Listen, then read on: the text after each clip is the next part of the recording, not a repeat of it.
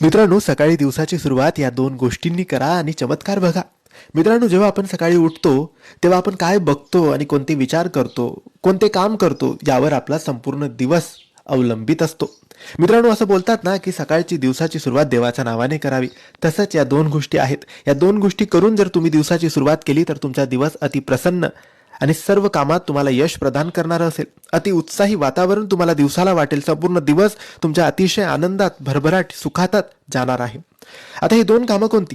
तर मित्रांनो, जेव्हा आपण सकाळी उठतो, अंघोळ करतो, त्यानंतर सगळ्यात पहिलं काम आपल्याला करायचं आहे आपल्या स्वामी महाराजांच्या फोटोचं किंवा मूर्तीचं दर्शन करायचं आहे. जर तुमच्या घरात फोटो किंवा मूर्ती नसेल तर ती आणून ठेवा, देवघरात लावा आणि सकाळी उठल्यानंतर त्या फोटोचे दर्शन करा.